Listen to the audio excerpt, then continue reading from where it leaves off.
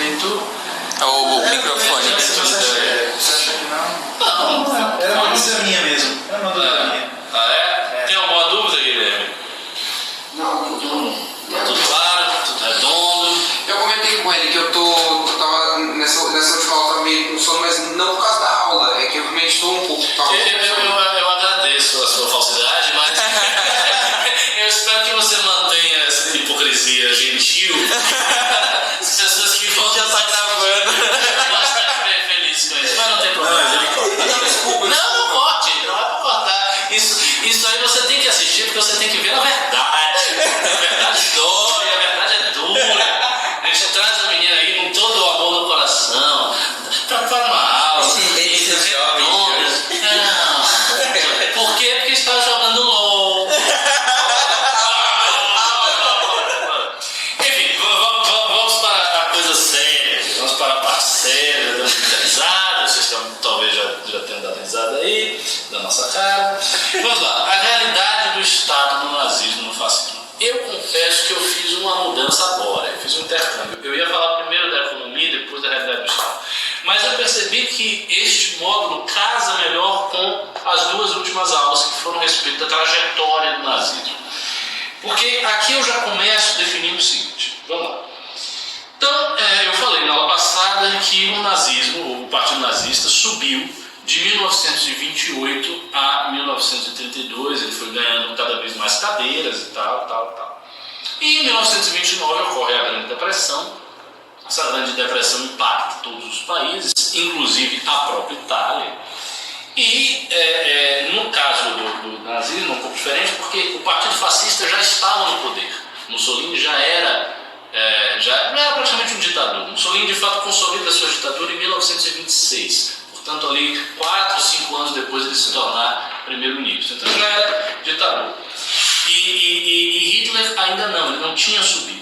E ele vai subir como? Como é que ele vai montar o aparato de dominação dentro da Alemanha? Ele vai montar graças a uma coisa que os nazistas fizeram e que depois ficou conhecido na história, que é o incêndio do Reichstag. Você já ouviu falar disso? Ah, pois é. O que os nazistas fizeram? Eles fizeram o seguinte: eles tocaram fogo no parlamento. Imaginem se fosse no Brasil. É como se alguém chegasse lá no Congresso Nacional e tocasse fogo. Tocou fogo, meu Deus, quem é que tocou fogo? Quem é que tocou fogo? Ninguém sabia. O que acontece? Todos vão acusar os social-democratas. E o incêndio do Reichstag vai passar para a história daquele período como tendo sido feito pela esquerda. O que acontece? Lei marcial. Se impõe a lei marcial e essa lei marcial suspende certos direitos, certas garantias, né? E isso acontece normalmente na lei marcial. Neste processo, a esquerda vai sendo enfraquecida e esfacelada. Os próprios nazistas vão fazer isso também. E nesse processo eles vão criar os campos de concentração e coisa e tal, né? No período de turbulência da lei marcial isso vai rolar. Os primeiros campos serão campos, não são destinados aos judeus, são destinados aos social-democratas, ou seja, ao partido de esquerda. E o partido nazista vai cortar os pés do partido de esquerda e começar a se fortalecer dentro do operariado.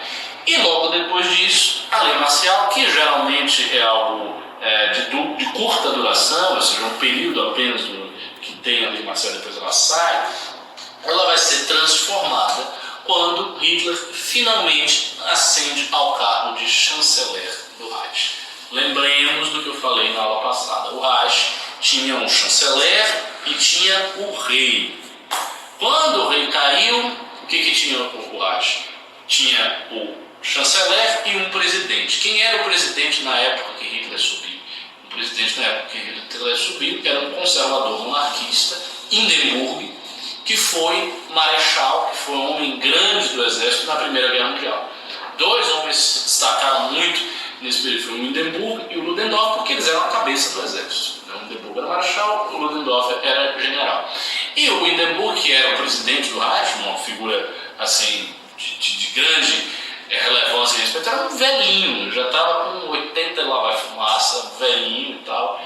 Partido nazista muito grande, partido forte. Então, quem é que vai ser o chanceler? Vai ser o Hitler. Não faz sentido, não era um partido que tinha muita força no Reichstag. É mais ou menos como a gente imaginar, sei lá, a eleição de presidente da Câmara. Só que ao invés de eleição, o mandato. O presidente vai botar na mão de quem? Do partido mais forte, do cara que tem, né, maior poder. E os outros partidos apoiaram. Tal. E por que eles fizeram isso? Porque eles acharam, né, a ingenuidade das pessoas. Como é. Eles acharam que Hitler era um político inexperiente, que os nazistas não eram tão habilidosos assim. Então, os conservadores, os nacionalistas, que não eram nazistas, achavam que poderiam manipular Hitler no poder. Lendo engano, né? Eles é que acabaram sendo manipulados. Em 1933, Hitler dá um passo a mais na constituição do seu poder, que é a promulgação da lei plenipotenciária, uma lei que ampliava muito os poderes do chanceler. Essa lei foi aprovada por 3 partidos, pelo próprio Partido Nazista, pelo Partido do Centro Católico e pelo Partido Nacionalista. A essa altura, todo mundo já tinha percebido que o Partido Nazista era muito poderoso e que os camisas pardas eram muito poderosos. Então já havia por parte de todos os segmentos da sociedade um certo temor de uma possível ditadura. Não, se esse cara resolver fazer uma ditadura, e aquele intervalo ambíguo, ambivalente, né? Não vai fazer uma ditadura, não vai fazer uma ditadura, será? Vai, não vai, vai, não vai, vai, não vai. Eu imagino que um sentimento semelhante deve ter acontecido para os venezuelanos que estavam diante do Chávez, diante do Maduro. Esse cara vai endurecer ou não vai endurecer? E no caso do Hitler, de fato, endureceu. Então faz essa lei plenipotenciária, e nessa lei tem 2 artigos que aumentam imensamente o poder do chanceler, que eu vou ler aqui para vocês. Artigo 2. As leis emitidas pelo governo do Reich podem diferir da Constituição, desde que não contradigam as instituições do Reichstag e Reichsrat. Os direitos do presidente permanecem inalterados. Ou seja, os direitos do presidente, a órbita de esfera jurídica do presidente é a mesma, mas as leis emitidas pelo governo do Reich, qual governo? O governo do chanceler, do gabinete ministerial. Estas podem diferir da Constituição. Uma aberração jurídica, obviamente. Como é que as leis podem diferir da Constituição? Artigo 4. Os tratados concluídos pelo Reich com estados estrangeiros que afetem assuntos da legislação do Reich não precisarão da aprovação das câmaras legislativas. O governo do Reich deve promulgar as regras necessárias para a execução de tais tratados. Ou seja, ele não precisa mais passar pelas câmaras legislativas. E por que isso aconteceu? Porque no período estava havendo muita turbulência social. Era um período de intensa turbulência social. Os próprios camisas pardas da SA faziam turbulência, então tinha quebradeira, tinha confusão o tempo inteiro. Tá? E se entendia que se o poder do chanceler fosse ampliado, ele poderia agir de maneira mais efetiva, de modo a conter isso aí, de modo a conduzir a sociedade para a paz. Então foi mais ou menos essa ideia. E esses 2 artigos, eles são matadores, porque eles começam a isentar a autoridade de Hitler, a autoridade do Partido Nazista, da Constituição. Mais do que isso, os nazistas vão dar um outro passo. No gabinete ministerial, que tinha 17 ministérios, eles vão começando a tomar cada vez mais e chegam a tomar 9 ministérios. Então eles já têm maioria nos ministérios. Não só eles têm a chancelaria, eles também têm maioria nos ministérios. Os outros ministérios eram compartilhados pelos outros partidos que estavam vigentes até então. Então, eles venceram os inimigos de esquerda, inculparam a esquerda pelo incêndio do Reichstag, destruíram as estruturas sociais do Partido Social Democrata, todo mundo desesperado, conseguiram criar uma força paramilitar muito poderosa, como quando eu falei da ascensão, eu falei, a força paramilitar, então, que era a SA. No auge, ela tinha 3 milhões de membros, o que era mais de 10 vezes o contingente do exército regular. Tá, gente, né? Conseguiram passar esses 2 artigos, que aumentavam imensamente o poder de Hitler, e no gabinete ministerial eles tinham 9 ministérios de 17. Então já estava aí montado. O que eles precisavam fazer então? Eles precisavam consolidar o processo de revolução alemã. Ou seja, esse processo de mutação que os nazistas fizeram, eles precisavam consolidar isso de alguma maneira. Eles fizeram sacrificando a própria carne. Eles destruíram Em 1933, nesse período, eles destruíram as SA. Esses camisas pardas todos eles foram desbaratados, destruídos, por conta de um acordo que o Partido Nazista fez com o exército alemão. Então ele ia agora fortalecer o exército alemão. O exército alemão ia voltar a ser o exército regular, normal, tá? Ia voltar a ser poderoso quando Hitler tomasse o poder por completo. E aí ele destrói as SA, ele mata os líderes da SA. O Ernest Röhm recebe, que é o líder da SA, ele toma um tiro no peito do pau, tomou um tiro, morreu, matou essas pessoas todas. O que acontece? Isso é uma flagrante ilegalidade? Meu Deus, foi cometido uma ilegalidade. Aí surge uma nova aberração jurídica e estatal, que é a retroatividade da lei para abarcar os atos do chanceler. E o que isso significa? No nosso Estado, a gente tem o princípio da retroatividade em dúvida correta, que é um princípio do direito penal. O que esse princípio estabelece? O princípio estabelece que se a lei for mais favorável ao réu para um fato anterior à lei, ela retroage, ela volta e abarca aquele fato. Eu estou falando de uma maneira bem grosso modo, que eu não sou especialista aí, eu falo rápido, tá aqui. Mas é isso, a retroatividade basicamente é essa. As outras leis não podem retroagir.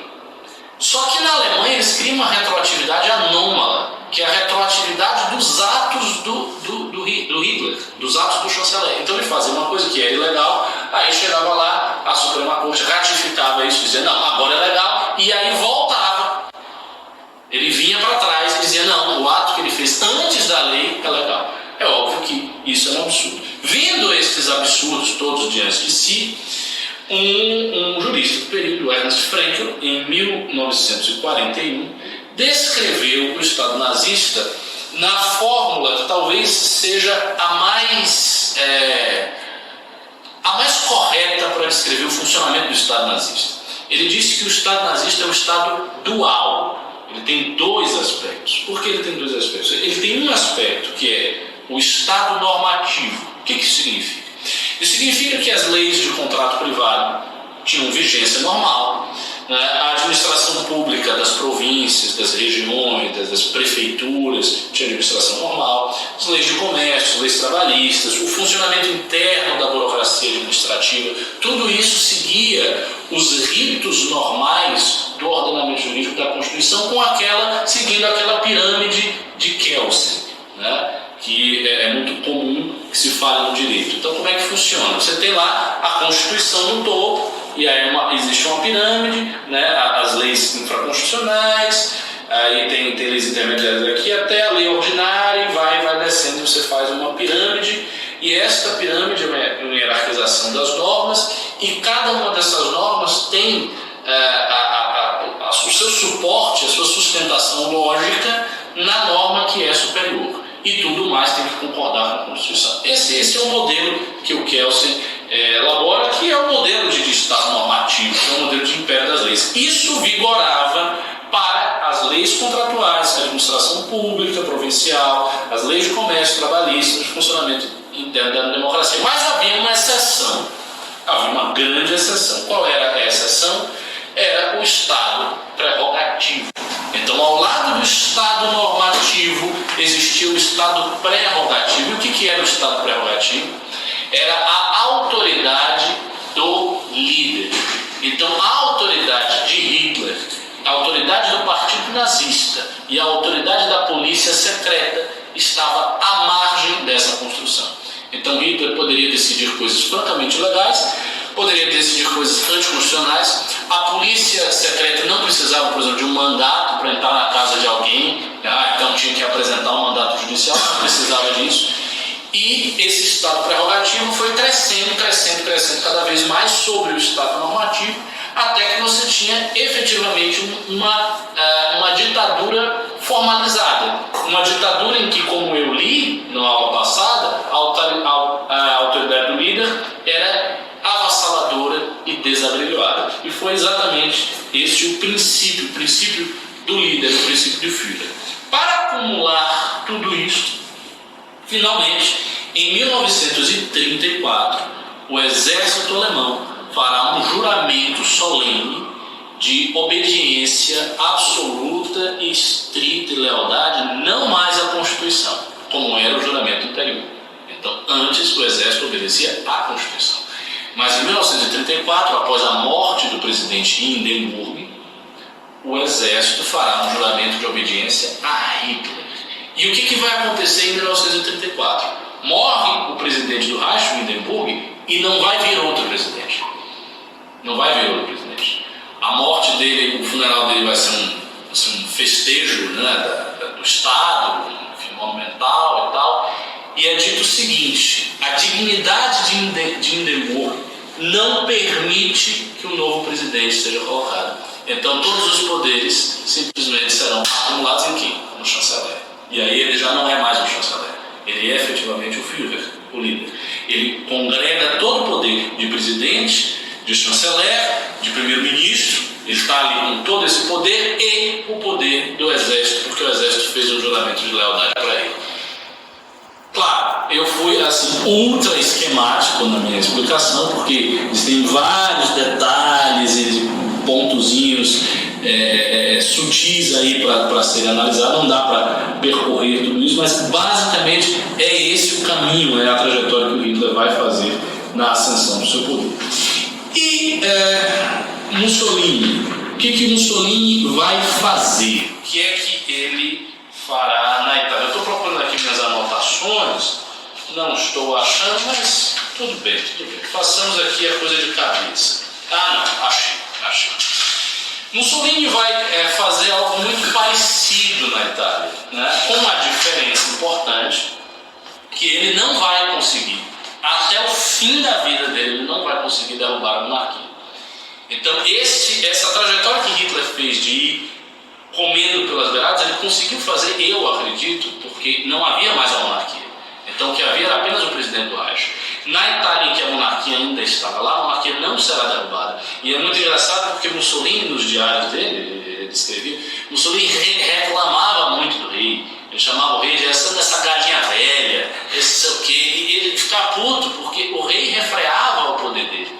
Então, a Hannah Arendt diz isso no livro dela sobre as origens do totalitarismo. A Itália nunca chegou a ser totalitária. Embora a formulação do Estado totalitário seja de Mussolini, a Itália não chegou a ser totalitária em sentido estrito, porque até o final da vida Mussolini teve que competir com o rei estava lá. Inclusive, quando Mussolini foi derrubado, ele foi preso, ele foi derrubado pelo Conselho Fascista, que ele havia criado, e pelo rei.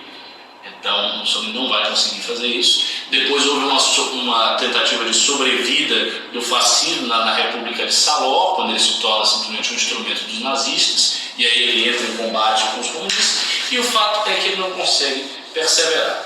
Mas na Anatomia do Fascismo, do Robert Paxton, ele distingue 5 fases pelas quais o fascismo passou, e ele diz que essas 5 fases são comuns aos vários fascismos que se instauraram em outros países. A primeira fase é a fase de criação. O que isso corresponde na Itália? É aquela fase em que o Mussolini está criando, ele cria os fatos de combatimento, cria os fatos revolucionários, cria o Partido Fascista, ele começa, né, a lutar aí contra os sindicalistas, aqueles conflitos iniciais do Partido Fascista, iniciais do grupo paramilitar dele.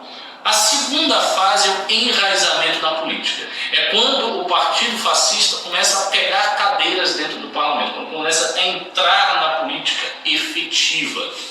E isso acontece um pouco logo depois que o partido é criado, ainda de maneira fraca, porque não é um partido muito popular. A tomada de poder, que ocorre quando ele é tornado primeiro-ministro pelo rei, e aí ele efetivamente vai se consolidando. Esta tomada de poder, por sua vez, ela vai se prolongando na medida em que ele vai criando o aparato autoritário. Como é que ele faz isso? Ele vai colocando pessoas do seu estrito controle, da sua estrita confiança nos gabinetes ministeriais. Então, do mesmo modo que os nazistas foram tomando os gabinetes ministeriais, Mussolini também foi tomando os gabinetes ministeriais. Um deles ele considerava que era extremamente importante, que era o gabinete da imprensa. Porque o que o Mussolini faz? Ele começa a comprar os jornais todos. Coisa que muito presidente do Brasil já tentou fazer sem ser fascista. E ele compra os jornais, ele vai trazendo todos os jornais, toda a opinião pública para ele. O gabinete, o Ministério da Educação, também muito importante, porque ele começa a criar uma propaganda fascista, né, embaixo das barbas do rei Vitório Emanuele, e aí ele vai se alastrando ali dentro. Com isso, ele consegue radicalizar a sua doutrina. E foi exatamente o que aconteceu. Tanto que boa parte dos historiadores considera que 1926 é a data em que você tem efetivamente uma ditadura fascista ali na Itália.